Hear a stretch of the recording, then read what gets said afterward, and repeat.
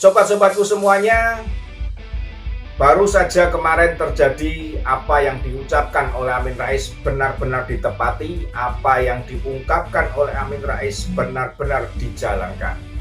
Amin Rais beberapa waktu yang lalu mengatakan bahwa akan mengadakan gerakan People Power di Kota Solo. Gerakan yang dengan tujuan untuk menurunkan Presiden Joko Widodo. Sobat, sebetulnya ini sudah masuk dalam kategori makar. Tetapi apa yang terjadi kita melihat sampai dengan hari ini Mbah Amin masih tetap berlenggang kangkung dengan santainya. Ajakan makar tersebut disambut dengan gegap gempita pada saat acara peringatan ulang tahun Mega Bintang di Kota Solo beberapa waktu yang lalu. Dan di situ pun tampillah beberapa orang yang dengan semangat yang membara, bahkan meneriakkan kata-kata Allah yang Maha Besar untuk melakukan sebuah gerakan yang suci, mungkin dianggap mereka seperti itu, untuk menurunkan Presiden Joko Widodo. Bahkan Amin Rais pun menambahi dengan kata-kata bahwa dia akan mengacak-acak kota Solo, membuat kota Solo berantakan. Tanpa disangka-sangka, seorang anak muda yang dikatakan oleh seorang politisi bahwa anak muda ini adalah masih ingusan. Anak muda ini berani menjawab apa yang diutarakan oleh Amin Rais dengan tantangan yang jelas dan gamblang. Acak-acakan nek wani. Silakan Anda mengobrak-abrik kota Solo. Silakan Anda mengacak-acak kota Solo kalau memang berani. Dan Amin Rais bungkam 1000 bahasa dan Amin Rais pun tutup mulut, tidak berani muncul lagi di permukaan. Sobat, bahkan sampai kemarin pun beredar berita dan beredar video, ada beberapa orang yang dikatakan oleh seorang yang bernama Mudrik, sejumlah 1000 orang dari berbagai kota, Blora, Pati dan segala macam sampai kota Malang sudah masuk kota Solo. Diberitakan seperti itu. Ada 1000 orang akan mengikuti acara People Power. Ternyata yang hadir dan tampaknya ada banyak sekali jumlahnya. Bukan 1000 orang, tetapi justru 150 orang. Sobat-sobatku semuanya, sungguh sangat-sangat mengecewakan dan sangat-sangat memalukan. Ternyata lepas dari target apa yang mereka gaungkan dan apa yang mereka teriakkan. Dan di situ dalam video dan berita yang beredar, saya tidak mendapati atau saya tidak melihat adanya wajah Amin Rais ada di situ. Heran, ataukah mungkin tidak tertangkap kamera, ataukah memang Mbah Amin tidak hadir? Kalau sampai Mbah Amin tidak hadir, inilah yang patut dipertanyakan. Dia yang menggerakkan, dia yang membakar, dia yang mengglorifikasi sedemikian besarnya, dia yang mengajak dengan tambahan bahkan di sela-sela pemberitaan untuk pemanggilan umat muslim melakukan ibadahnya, di situ diselipin kata-kata hayya al jihad.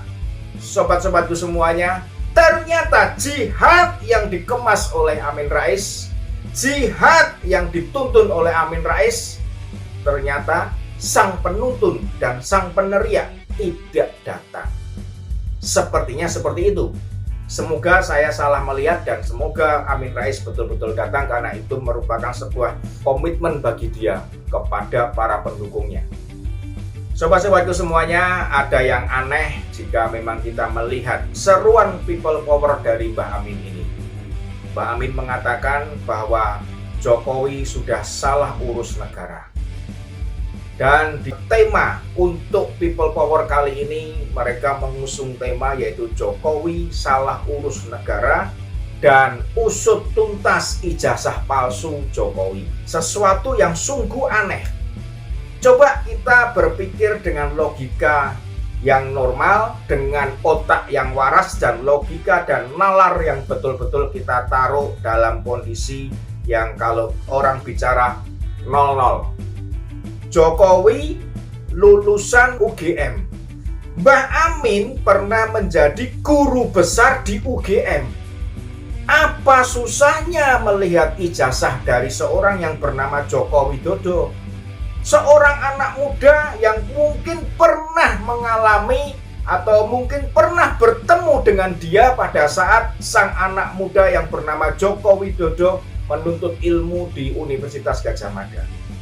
Apa sih susahnya bagi seorang Mbah Amin yang bergelar profesor guru besar di UGM untuk membuka arsip?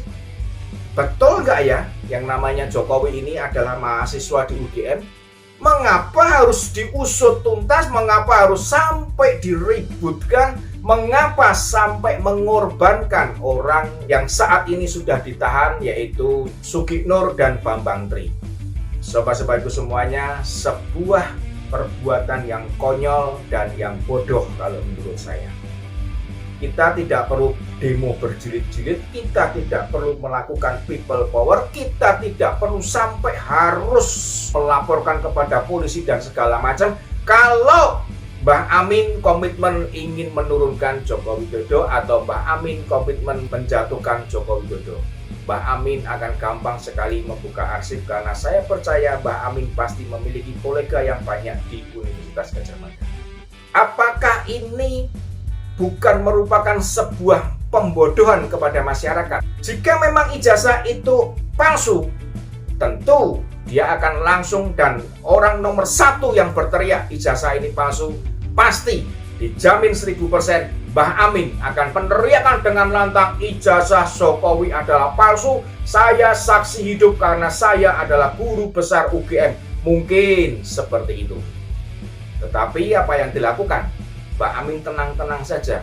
Apakah mungkin memang ini sengaja dilakukan oleh kelompok-kelompok mereka untuk membuat negara kita selalu berbenturan, selalu ada kericuan-kericuan, sehingga pemerintahan Joko Widodo tidak bisa berjalan dengan tenang, sehingga program-program Joko Widodo semuanya akan rusak atau terbengkalai, sehingga rakyat dirugikan. Dan di belakang mereka, oligarki yang mereka teriakan ada di belakang Jokowi, apakah tidak mungkin di belakang mereka juga ada oligarki? Apakah tidak mungkin di belakang mereka ada banyak orang kaya? Apakah tidak mungkin di belakang mereka ada kekuatan-kekuatan, mungkin kekuatan asing yang ingin menguasai bangsa Indonesia dengan seluruh kekayaan alam semestanya? Apakah mungkin mereka sengaja agar kekuatan ini bisa mengambil alih dan Indonesia dikembalikan seperti pada masa-masa sebelum pemerintahan Joko Widodo ini, semuanya dikuasai asing dan rakyat dibikin tidak berdaya? Apakah ini tidak bisa menjadikan kemungkinan people power di kota Solo tidak mendapatkan izin dari pihak kepolisian? Karena pada saat itu pihak kepolisian mengatakan bahwa mereka menerima 2 surat. Yang satu adalah people power dari Mudrik dan kawan-kawan, dan ada 1 surat lagi yang menyatakan akan melakukan gerakan dan menurunkan massa untuk menolak people power. Sehingga pihak kepolisian akhirnya mengatakan agar jangan diadakan gerakan people power tersebut. Ternyata mereka masih tetap mengadakan karena mereka merasa bahwa mereka didukung oleh ribuan, bahkan mungkin jutaan rakyat Indonesia yang merasa sudah jenuh dengan apa yang dilakukan oleh Joko Widodo. Awal memang mereka akan mengadakan gerakan di Gladak, di mana Gladak adalah tempat yang dekat dengan balai kota, dekat dengan Bank Indonesia, dekat dengan Keraton Surakarta. Pihak kepolisian menyatakan supaya mereka berpindah lokasi ke Manahan atau ke tempat lain. Mereka akhirnya pindah ke daerah Jayengan, yaitu sebuah kawasan yang masih berada di tengah kota tapi dalam lingkup lalu lintas yang agak sepi. Sobat-sobatku semuanya, mereka pun akhirnya menyingkir mengadakan di situ, dan memang peserta mereka pun ternyata tidak banyak, hanya 150. Disambut juga gerakan ini oleh massa yang ada di Bandung. Di Bandung mengatakan peserta mencapai 500 orang, ternyata yang datang hanya sekitar puluhan. Pelajaran apa yang kita dapatkan dari sini? Satu poin yang jelas bahwa masyarakat Indonesia, rakyat Indonesia sudah mengerti siapa Mbah Amin. Yang kedua, rakyat Indonesia sudah mengerti siapa Joko Widodo. Rakyat Indonesia sudah mengerti apa yang dilakukan oleh Joko Widodo selama menjadi Presiden Republik. Memang tidak akan bisa memuaskan semua orang, 280 juta jiwa yang ada di Republik ini tidak akan bisa terpuaskan dengan satu orang yang bernama Joko Widodo. Ada plus, ada minus, ada suka, ada marah, itu adalah hal yang wajar. Tetapi secara mayoritas, rakyat sudah puas dan rakyat melihat kemajuan yang dilakukan oleh Joko Widodo.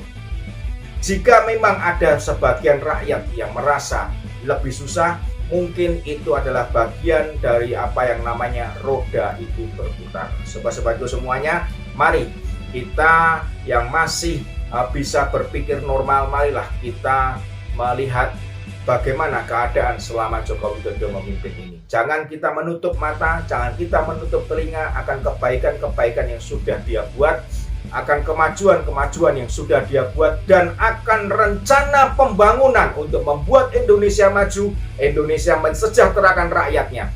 Dan kita harus ikut terjun dan kita harus ikut turut serta menyukseskan apa yang dia buat dengan apa yang kita miliki, dengan apa yang bisa kita kerjakan. Bukan hanya diam, bukan hanya mengkritik, bukan hanya mencela, tetapi pembangunan harus berjalan.